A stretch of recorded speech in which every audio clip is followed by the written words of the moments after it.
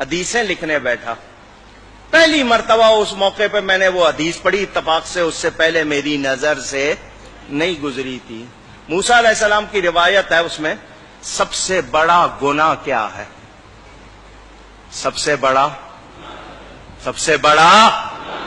ہم سمجھتے ہیں کسی کو قتل کر دینا، غیبت کر دینا، زنا کر لینا، شراب پی لینا ہے، ہم تو اس کو سمجھتے ہیں. اس حدیث میں تھا سب سے بڑا گناہ یہ ہے ماں باپ بلائیں اور میں کہہ دوں میرے پاس ٹائم نہیں ہے. یہ سب سے بڑا گناہ. اور ہم نے یہ کتنی بار کیا ہوگا؟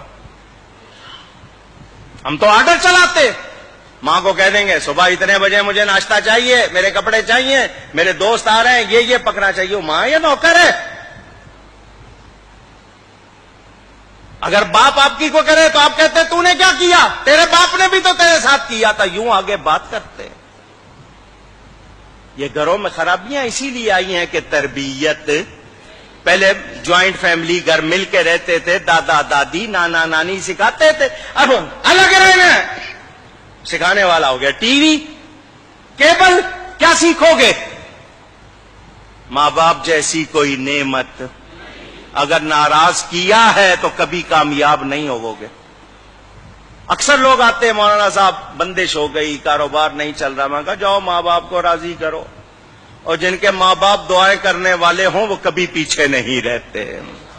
وہ کبھی پیچھے، اگر ان کو ناراض کیا ان کو نیکی کر کے ان کو راضی کرو، دیکھو کاروبار چمک اٹھے گا. لیکن آپ ان کو ناراض کر کے سمجھ رہے ہو نہیں میں نے صحیح کیا تھا، پھر کچھ ملنے والا نہیں. حضور صلی اللہ علیہ وسلم کا ارشاد بیہقی شریف میں حدیث موجود، فرمایا میں عشاء کی نماز پڑھ رہا ہوتا، میری ماں میرا نام لے کر بلاتی، میں نماز چھوڑ کر ماں کے پاس جاتا. کتنا بڑا پیغام میرے آپ کے لیے. موسیٰ علیہ السلام مزاج میں تیزی تھی، اونچی بول لیتے تھے. جب جاتے تھے کوہ طور پر کلام کرنے، ماں پیچھے مصلی بچھا لیتی تھی. یا اللہ میرے موسیٰ کے مزاج میں تیزی ہے، بات کرتے ہوئے آواز اونچی ہو جائے تو معاف کر دینا.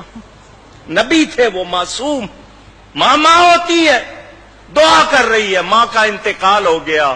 موسیٰ علیہ السلام طور پر گئے، غیب سے آواز آئی آج ذرا ہوش سے بات کرنا، پیچھے دعا کرنے والی نہیں بیٹھی. اب پہچانو ہمارے گھروں میں بے برکتی اسی لیے ہے کہ ہم نے ماں باپ کی قدر بلا دی. مگر ماں باپ بھی بڑے عجیب ہو گئے، انہوں نے اولاد کے حقوق نہیں پہچانے. آرڈر دیتے ہیں یا مارتے ہیں یا سختی کرتے ہیں یا ان کی جو ضروریات پوری نہیں کرتے، تربیت نہیں کرتے. دونوں کو ٹھیک ہونا پڑے گا. اولاد پر ماں باپ کے 6-7 حق ہیں، ماں باپ پر اولاد کے 80 سے زیادہ حقوق ہے. پتہ سیکھتے نہیں. میری پوری تقریر اس موضوع پر بھی ہے، اس کی بھی ریکارڈنگ ہے، دیکھ لینا، سن لینا. پہچانو، کوشش کرو، اپنے معاشرے کو ٹھیک کرو. جہاں ماں باپ کی قدر نہیں ہوگی وہاں برکت. کتنے واقعات ہیں، عجیب عجیب واقعات. یہ واقعہ میں نے آپ کو کئی مرتبہ سنایا ہوگا، ایک بار پھر سن لو. موسیٰ علیہ السلام جا رہے ہیں، لمبا سفر ہے. اللہ نے فرمایا موسیٰ پیدل سفر کر لو گے یا سواری چاہیے؟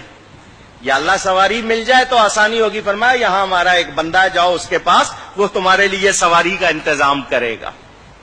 موسیٰ علیہ السلام چلے گئے ان کے پاس. وہ بندہ نبی نہیں تھا، اللہ والا تھا. فرمایا میں اللہ کا نبی موسیٰ علیہ السلام. اس نے قدر کی، عزت کی. حکم. فرمایا میں نے سفر کرنا، مجھے سواری چاہیے. اس نے بادل کو اشارہ کیا، اس بندے نے، بادل نیچے آ گیا. فرمایا اس پر بیٹھ جائیے، جہاں کہیں گے پہنچا دے گا. موسیٰ علیہ السلام نبی ہیں، نبی کے ذریعے اس کی شان دکھانی تھی اللہ نے، نبی کی زبان سے لوگوں کو پتا چلے. موسیٰ علیہ السلام بیٹھ گئے اس پر. بادل جب اونچا ہوا، یا اللہ اس بندے کو یہ کمال کیسے مل گیا؟ اللہ نے فرمایا موسیٰ اس نے اپنی ماں کی بڑی خدمت کی، اپنی ماں کی بڑی خدمت کی. اس کی ماں نے ایک دعا دی تھی. اس کی ماں نے کہا تھا یا اللہ میرے بیٹے نے میری کوئی بات نہیں ٹالی, تو اس کی نہ ٹالنا. اس نے میری کوئی بات کبھی ٹالی نہیں, تو اس کی نہ ٹالنا. بس ہم اس کی ماں کی دعا کی وجہ سے اس کی ہر بات کو پورا کر دیتے. اندازہ کرو. ماں باپ کی قدر پہچانو. اگر وہ وفات پا گئے ان کے لیے نیکی کرو, ہر دعا میں ان کے لیے نیکی کرو. جو صدقہ دو ان کی طرف سے دو, تمہیں بھی ثواب ملے گا, تمہارا ثواب کہیں نہیں جائے گا, ان کی روح خوش ہو جائے گی.